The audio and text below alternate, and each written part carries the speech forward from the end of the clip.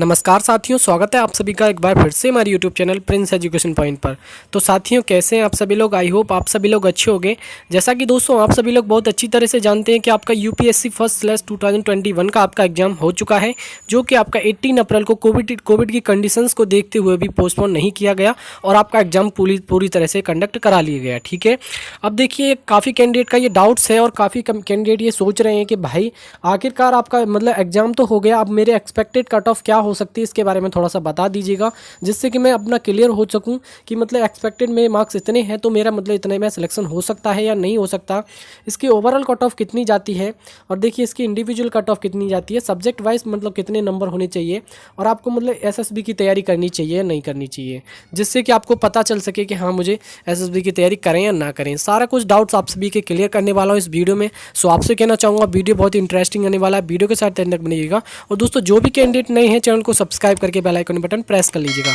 तो चलिए दोस्तों वीडियो को स्टार्ट करते हैं बिना देरी के।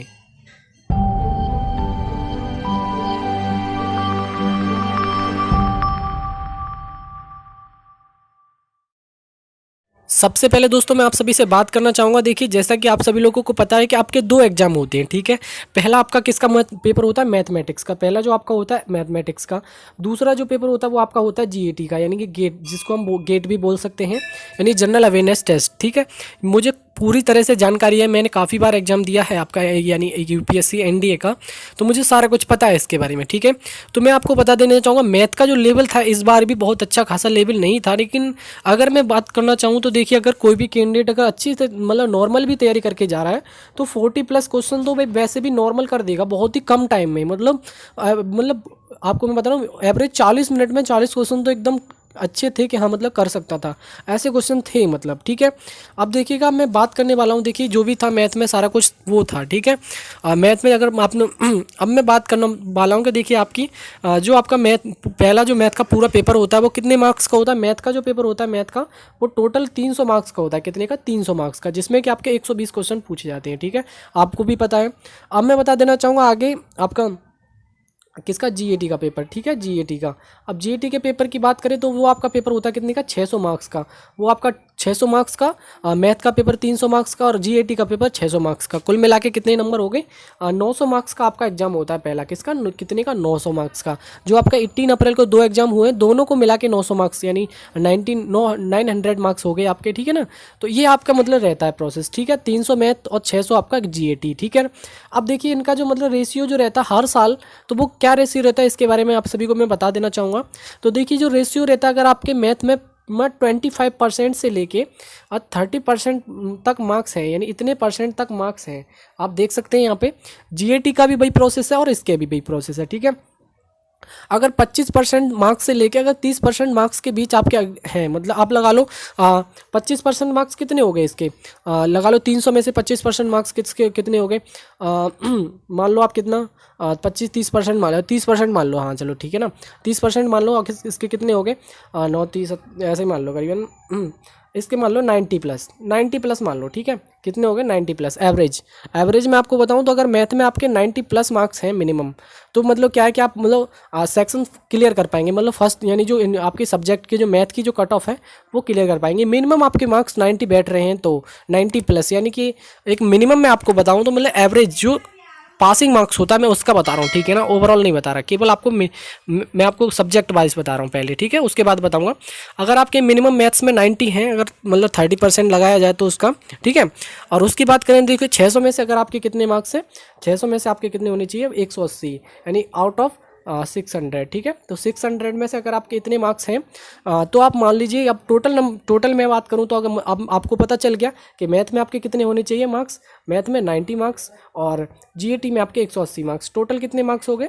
270 मार्क्स हो गए, यानी कि 270 मार्क्स अगर आपके हैं तो क्या है कि आप मतलब एक कट ऑफ को मतलब आप क्लियर नहीं कर पाएंगे, लेकिन आपका ओवरऑल मतलब पासिंग जो होगा वो पास हो जाएंगे आप। ठीक है, लेकिन इतना ही ये क्राइटेरिया रहता है। ठीक है ना, 270 से लेके आपका पासिंग मार्क्स होता है, मतलब पासिंग का जो क्राइटेरिया वो तो वो रही रहता है। ठीक है, अब मैं बात करना चाहूँगा, देखिए ओवरऑल कट ऑफ क्या रहती है, थोड़ा सा पिछले ईयर पर नज़र डाल लेते हैं, उसके बाद आते हैं आप सभी के सामने। ठीक है, तो मैं पिछले ईयर को भी आप सभी के सामने दिखा देना चाहूँगा तो देखिए पिछली ईयर को देखते हुए मैं आपको दिखा देना चाहूँगा। देखिए पिछली बार पेपर बहुत ही ज़्यादा टफ आया था, उसको देखते हुए जो कट ऑफ गई थी एनडीए फर्स्ट 2020 वाले की जो कट ऑफ गई थी वो कितनी गई थी, 355 मार्क्स गई थी। यानी दोनों पेपर को मिला के 900 मार्क्स को मिला 900 में से आपकी कितनी कट ऑफ गई थी, 355 गई थी, देख सकते हैं आप। ठीक है, तो यहाँ पे कितनी गई थी, और एनडीए 2002 वाली 19 की जो कट ऑफ गई थी वो कितनी गई थी, 346 मार्क्स, देख सकते हैं। अब इस वाली कट ऑफ को ना देखे कोई भी कैंडिडेट, ये जो कट ऑफ होती है ये फाइनल कट ऑफ होती है। अब मैं आपको एक बार बता देना चाहूँगा, इसके बारे में बाद में बात करूँगा, पहले इसके बारे में बात कर लेता हूँ। तो देख सकते हैं किसी में भी कट ऑफ की बात करें तो देखिए 346, 342, 325, और देखिए 328, 358, तो ये 258, सॉरी 258। तो देखिए कट ऑफ क्या है, बढ़ती भी जाती है घटती भी जाती है। तो यहाँ देख सकते हैं बहुत ही ज़्यादा कम होगी कट ऑफ, यहाँ फिर से बढ़ गई। तो मतलब देख सकते हैं आप, मतलब कट ऑफ का जो क्राइटेरिया वो रहता है वो 350 के एवरेज ही रहता है। ठीक है, मेरा कहने का मतलब है, मैं आपसे बस इतना ही कहना चाहूँगा, अगर आपके देखिए 270 मार्क्स, देखिए ये नहीं कि आपके जीएटी में तो बैठ गए भाई 600 में से 400 मार्क्स, ठीक है 400 मार्क्स, और मैथ्स में ना बैठे आपके 50 मार्क्स भी, तो आप ये ना समझें कि आप पास हो, नहीं भाई आप पास नहीं हो।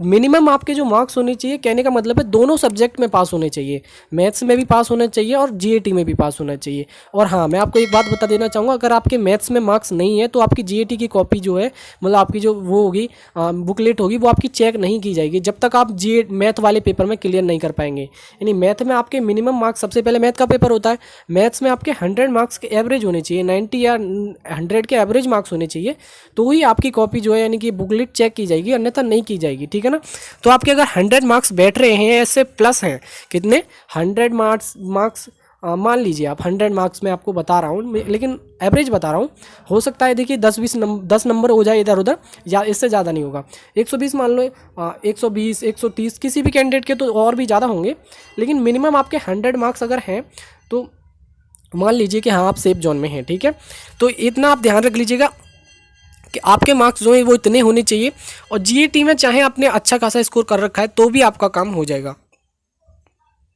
अब आपकी समझ में आ गया मैं क्या कहना चाहता हूँ, कि आपका जीएटी में तभी क्लियर कॉपी होगी चेक, तब तक आपकी मैथ में क्लियर नहीं होंगे आप तब। ठीक है, अब बात कर लेते हैं, देखिएगा आपकी ओवरऑल कट ऑफ कितनी जा सकती है, इसके बारे में थोड़ा सा मैं डिस्कस कर लेता हूँ। ठीक है, तो देखिए मैंने प्रीवियस ईयर की कट ऑफ भी आप सभी को दिखा दी, तो मैं इस बारे में आपको बता देना चाहूँगा जो इस बार जो कट ऑफ जानी चाहिए आपकी एसएसबी के लिए, जो मतलब उससे पहले जो आपकी कट ऑफ जाती है, तो वो आपकी कट ऑफ जो जानी चाहिए वो 300 से लेके, अगर 340 से लेके जो आपकी कट ऑफ जानी चाहिए, 1 मिनट, 340 से लेके आपकी जो कट ऑफ जानी चाहिए वो 360 के बीच कट ऑफ जानी चाहिए। ठीक ना, 340 से लेके 360 के बीच अगर आपके नंबर हैं तो आप ये समझ लीजिए बिल्कुल भी कोई भी दिक्कत वाली बात नहीं है, एकदम सेफ जोन में है।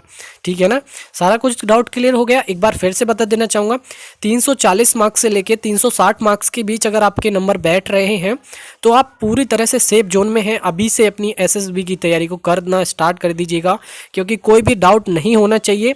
और अगर आपके मैथ में ये सब मैंने बताया वो क्लियर है, मतलब सब्जेक्ट वाइज भी क्लियर है, और आपके मार्क्स इतने बैठ रहे हैं, यानी इससे ज़्यादा बैठ रहे हैं तो अच्छी बात है। अगर किसी किसी कैंडिडेट के तो देखिए 400 भी बैठ रहे होंगे, किसी के 600 तक बैठ रहे होंगे भाई, ठीक है ना, तो वो अलग बात है। लेकिन मिनिमम आपके इतने मार्क्स हैं, अगर इतने के एवरेज बैठ रहे हैं तो भी आप अपना एसएसबी की तैयारी कर सकते हैं। ठीक है, अगर भाई किसी भी कैंडिडेट के मार्क्स की बात करूँ तो देखिए 250 बैठ रहे हैं, 260 बैठ रहे हैं, तो भाई मैं उनसे कहना चाहूँगा बिल्कुल भी टाइम वेस्ट ना करें, क्योंकि थोड़ा सा बुरा लगेगा, लेकिन मैं आपको क्लियरली बता रहा हूँ 250 के एवरेज में 300 से नीचे बैठ रहा है, तो देखिए अगर पेपर ज़्यादा टफ आता तो 300 से कट ऑफ कम जाती, लेकिन इतना एवरेज पेपर था, मतलब एवरेज कह सकते हैं, मॉडरेट मान सकते हो, लेकिन डिफ़िकल्ट लेवल नहीं मान सकते उसको, हार्ड लेवल नहीं मान सकते। ठीक है ना, मॉडरेट लेवल में मान सकता हूँ, किसी भी कैंडिडेट को तैयारी के ऊपर डिपेंड करता है कि आपकी तैयारी कैसी है। ठीक है ना, अब आपको समझ में आ गया कि 340 से लेके आपकी जो कट ऑफ होनी चाहिए वो कितनी होनी चाहिए, 360 के बीच में आपकी कट ऑफ जानी चाहिए, इससे ज़्यादा नहीं जाएगी कट ऑफ। मैं आपको बता रहा हूँ, मुझे काफ़ी एक्सपीरियंस के साथ में बता रहा हूँ, मैं भी पेपर दे चुका हूँ, मुझे जानकारी है इसके बारे में। ठीक है, आई होप मेरे हिसाब से समझ में आ गया होगा।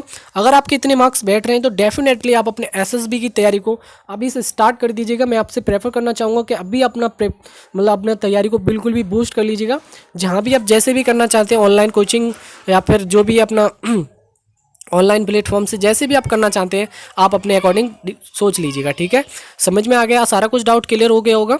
ठीक है ना, तो आपसे बस इतना ही कहना चाहूँगा, तैयारी को अपने जिनकी भी कैंडिडेट का हो गया है अच्छी बात है, जिनको लग रहा है कि हाँ मेरा नहीं हो पाए तो मैं बस उनसे इतना कहूँगा कि भाई अपने नेक्स्ट, अगर आपके पास अटैम्प्ट है तो नेक्स्ट अटैम्प्ट के लिए तैयारी करिए, नहीं है तो किसी अदर एग्जाम की तैयारी करिए। लेकिन अगर आपका सपना है कि मैं फौज में ही जाना चाहता हूँ तो बिल्कुल भी निराश मत होइएगा, काफ़ी ऑप्शंस रहते हैं। बस अपने माइंड को एकदम फ्रेश रखिए, एकदम डिमोटिवेट ना रहें। ठीक है, मोटिवेट, अपने माइंड को सेल्फ मोटिवेट रखिए। बस आप सभी से इतना ही कहना चाहूँगा कि अपने अपनी जिस भी कैंडिडेट का नहीं हुआ है अपना तैयारी कर लीजिएगा अगली बार। ठीक है ना, आई होप वीडियो समझ में आ गया होगा, सारा कुछ क्लियर हो गया होगा, किसी भी डाउट नहीं रहा होगा। लेकिन अगर फिर भी कोई डाउट्स रह गया किसी भी बात को लेके तो बेझिझक कमेंट बॉक्स में पूछ सकता है। कोई भी कैंडिडेट मुझसे बात करना चाहता है तो देखिए इंस्टाग्राम का लिंक आपको डिस्क्रिप्शन बॉक्स में मिल जाएगा, और मेरी आईडी है इंस्टाग्राम की प्रिंस गौतम 347। तो बेझिझक अपना इंस्टाग्राम पे कोई भी क्वेश्चन पूछना चाहते हो तो पूछिएगा, आपको डाउट क्लियर करूंगा पूरी तरह से। ठीक है ना, और देखिए कोई भी कमेंट है तो कमेंट भी कर सकता है, मैं हर एक कमेंट का रिप्लाई देता हूँ। आई होप वीडियो अच्छी लगी, वीडियो को अच्छी लगी तो वीडियो को लाइक एंड शेयर जरूर करिएगा। और दोस्तों जो भी कैंडिडेट नए हैं चैनल को सब्सक्राइब करके बेल आइकन बटन प्रेस कर लीजिएगा। और दोस्तों वीडियो देखने के लिए आप सभी का बहुत बहुत धन्यवाद, और मिलते हैं नेक्स्ट वीडियो में। देखिए तब तक के लिए जय हिंद, वंदे मातरम।